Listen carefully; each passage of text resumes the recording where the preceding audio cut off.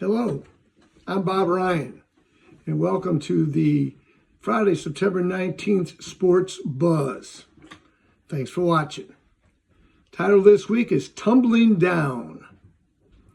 We have all seen games and work situations and family interactions, for that matter, that come tumbling down in performance, relationships, day-to-day activities, etc., etc. Let's look in the sports world as some players and teams are tumbling down. Our first topic.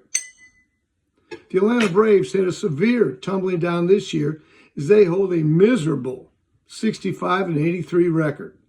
They sit in fourth place in the National League East, 23 and a half games out of first place. This is a real shocker.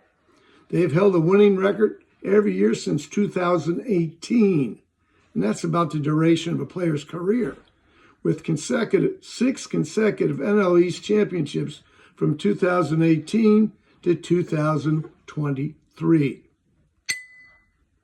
Why? The two basics bit them. The Braves tumbled down in 2025 primarily due to season-long injuries in the starting rotation and across-the-board drop-off in offensive pronunciation. Pitching went down, batting went down. A team projected for another dominant season instead finished going to finish well below 500, and they missed the playoffs. Check out the unbelievable injuries, both quantity and quality, to the starting rotation for the Braves. They lost Ronaldo Lopez, who underwent shoulder surgery after just one start in the season and missed the entire rest of the season. A.J. Smith-Shawver had Tommy John surgery in June after 9 starts. Spencer Schellenbach fractured his elbow in July and missed the rest of the season. Bryce Elder was thrown into a full-time starting role but recorded a 6.12 earned run average. That's not going to win you many games. Chris Sale and Spencer Strider both missed significant time with injuries during the season. But it wasn't just the pitching. The offense also sagged, and badly. The Braves, who scored 947 runs in 2023, are on pace for about 714 runs, 230 runs less in 2025. That's a 24% drop in production. Currently, Atlanta is 12th out of 15 National League teams in batting average, 10th in runs scored, 4th in most strikeouts. That's not a category you want to be a leader in. And they are 14th in stolen bases. Wow. Looks like it's going to be a very, very busy mid-season, off-season for the Braves.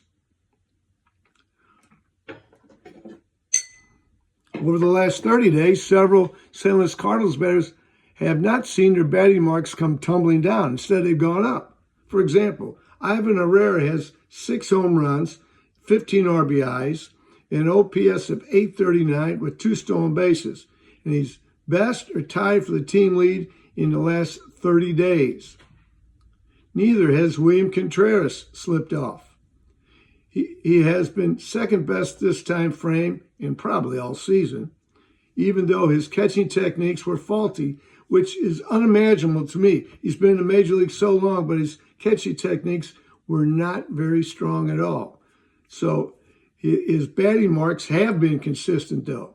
He seems to have had a very positive attitude and is very spirited on the field and has adapted to his new position of first base.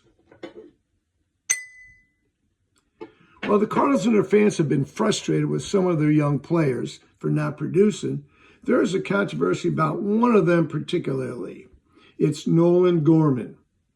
He's not a fielder like Arenado at all, but batting is a bit startling when you check the actual 2025 numbers. Note the difference between Arenado and Gorman this season. Remember, Arenado's getting paid $24 million. Gorman's getting paid $780,000. That's a difference of $23.2 million. As of September 18th, check these numbers, contrast them. Arenado has 372 at-bats, 44 runs, 16 doubles, 10 home runs, 45 RBIs, has struck out 41 times, and has 28 walks. At the same time, Gorman's numbers for the same categories match are sometimes actually beat Arenado. 332 at-bats, which is 40 less, 46 runs, which is 2 runs more, 13 doubles, 3 less doubles, 14 home runs, which is 4 more than Arenado. He has 46 RBIs, 1 more than Arenado. He has 46 walks, 126 strikeouts. Now that's the big glaring mark on Gorman. Strikes out, he and Walker, the 2 rookies, struck out way, way too much. It makes you wonder, Cardinal farm system, what they're doing to train these players, because so many swing and misses. It's alarming.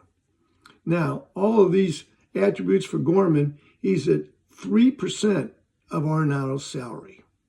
So give me a break and Gorman a break. In 40 less at-bats, Gorman has more runs, more home runs, more RBIs, more walks, more strikeouts, not a plus, higher OBP, higher slugging percentage. Yet, Arenado gets cheered every game, and Gorman gets booed. I don't get it. Who are you getting more for your money? I guess Gorman's strikeouts, his big negative, really, really bothers people because they seem to lose their objectivity over his production. As long as we're talking about strikeouts, who is the Cardinals' all-time strikeout leader? You're going to be shocked, I think. Lou Brock. Brock has 938 strikeouts in his 19-year career. Do you hear any fans ever talk about Lou Brock's strikeouts? Now, I'm not saying Gorman is the next Lou Brock at all, but it goes to show that some good and some great players do strike out a lot. Gorman is not a great player. He might turn out to be a good one. I don't think he'll ever be a great one. However, Arenado has 2 more years of his contract. He has slipped this year without question. That is worrisome for the next 2 years, since I feel his huge contract will prohibit trading him. No one wants to assume that huge contract any longer. Mickey Mantle saw one of his many solo home run records come tumbling down. Seattle's catcher Cal Raleigh banged his 55th and 56th home runs of the season this week. It broke Mickey's record for the most home runs by a switch hitter. Seems to me that Raleigh's terrific accomplishments are largely ignored or overlooked by the national media. Maybe it's due to the fact that Seattle isn't a giant metropolitan area like New York. In addition, his home games on the West Coast are being played far later in the evening than East Coast and Midwest games. That makes it extremely difficult for many, impossible for some, to send the Raleigh home run information out to other Major League games in progress. Let's go to football. Number 12 Clemson's football team was tumbled down, a tough loss to Georgia Tech last Saturday. With the final buzzer running after a sharp run to convert 4th down, the entire field goal team raced onto the field. Without a huddle, they ran straight to the line of scrimmage. They lined up quickly, got set, snapped the ball. It was a good snap and barely beat the buzzer as the field goal took off just seconds, split seconds before the final buzzer. Kicker Adrian Beer converted the 55-yard field goal as the time expired to give the Georgia Tech Yellow Jackets an upset victory over the number 12 nationally ranked team, Clemson Tigers, 24-21 last Saturday. Georgia Tech, now 3-0. Look for them to be rated. Mizzou's football ranking continues to remain in the tumble-down mode. Holding a 3-0 record, that has them number 23 in the latest polls. 4 teams with losses are ranked ahead of them. Come on. Everyone can see their schedule at this point. They've had a very, very soft schedule. Sure, most of the usual teams that are ranked also have some names like Utah, Texas Tech, Georgia Tech, Indiana, and shockingly, Vanderbilt are ranked above Mizzou. Vandy, long known for their education, has always struggled in the SEC for decades. But it doesn't seem to bother them. Their grads didn't go there for football for the most part.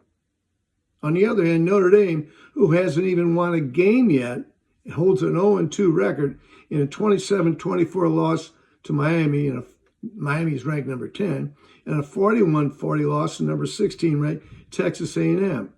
Notre Dame, with those 2 losses against top teams, are ranked just 1 spot behind Missouri at number 24. In the MLS, St. Louis City overcame some hurdles to beat Montreal 2-0 last weekend. It's a small consolation that City tumbled down their chances of winning the Wooden Spoon Award for the year. That's the award for the worst team in the league. Who thought up that crazy idea? An insulting award for finishing in last place? Just what a bad team needs to carry into the offseason, right? All St. Louis soccer fans are hoping for more, much, much more from their soccer team next year. It'll probably take more money, much, much more money, to improve their soccer team next year, as City hopes to bring in more talented players to elevate the level of their play on the pitch.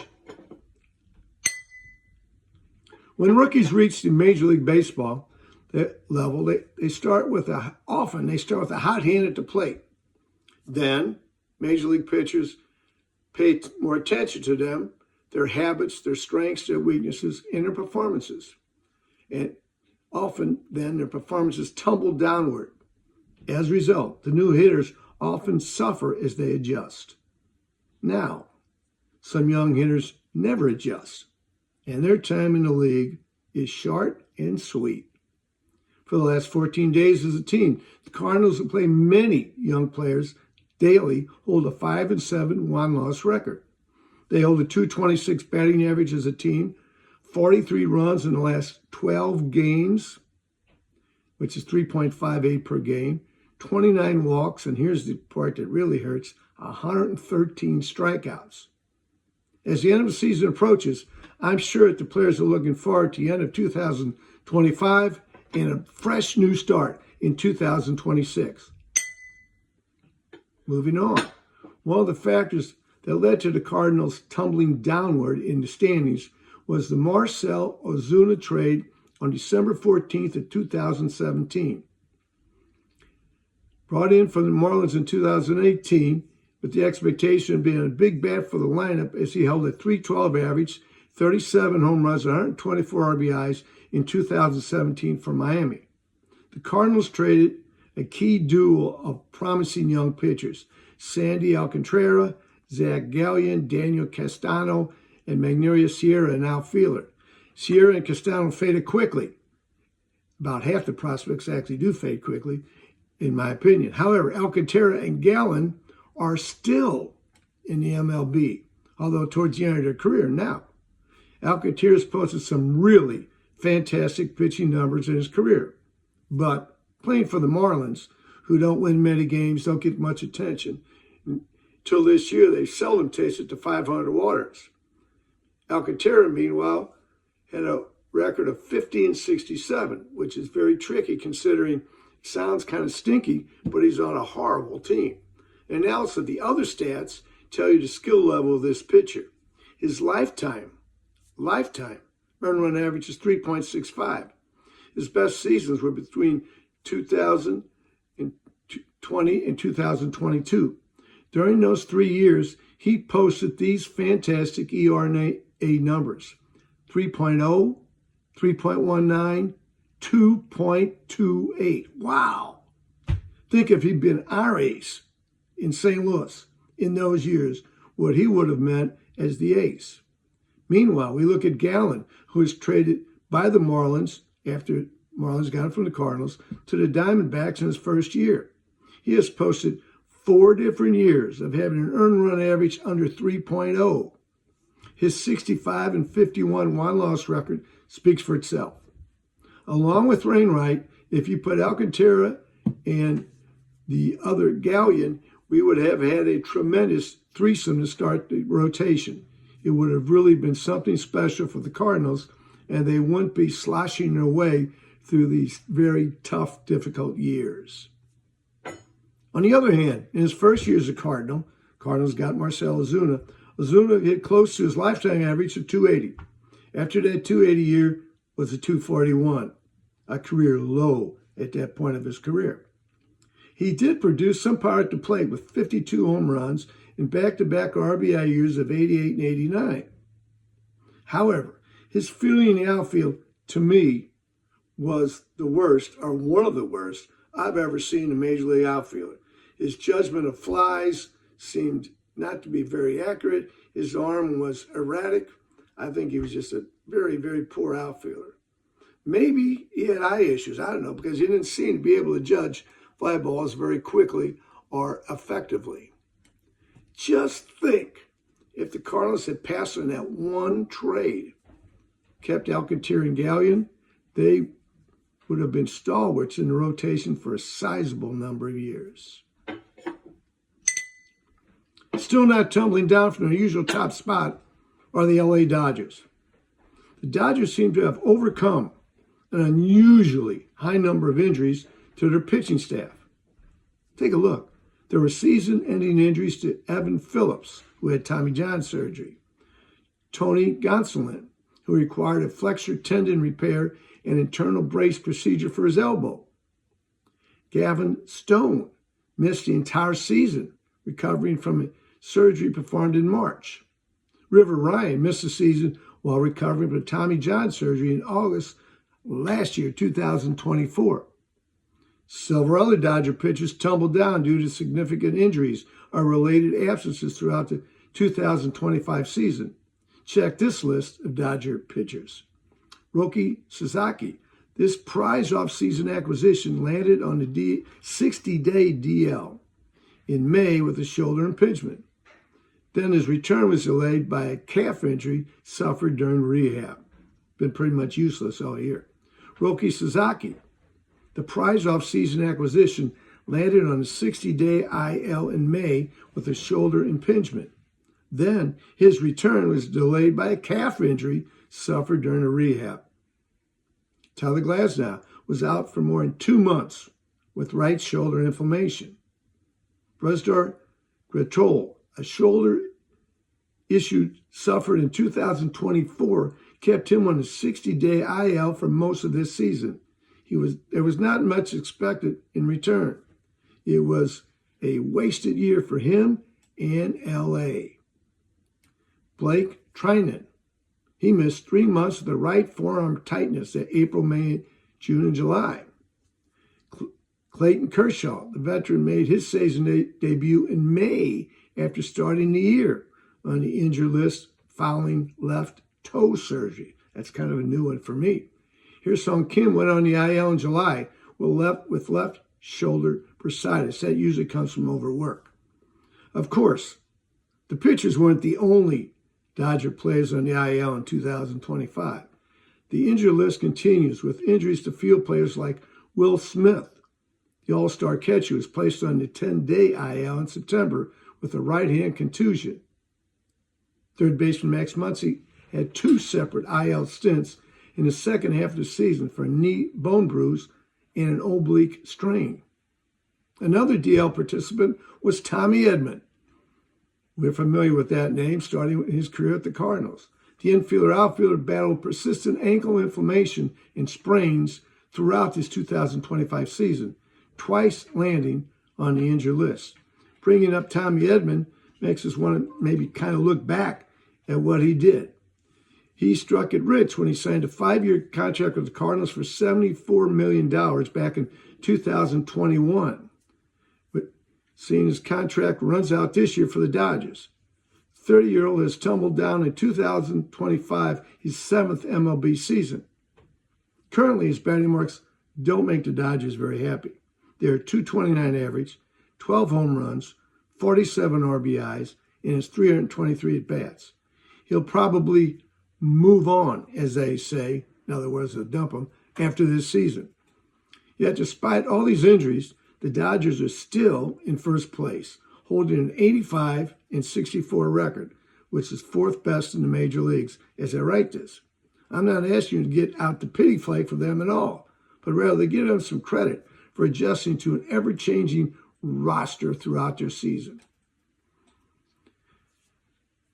Thanks for your time and read. I really appreciate it. Please share your thoughts. Either you can respond on YouTube here and let us know what you think. Thank you very much for watching. This is Bob Ryan saying so long.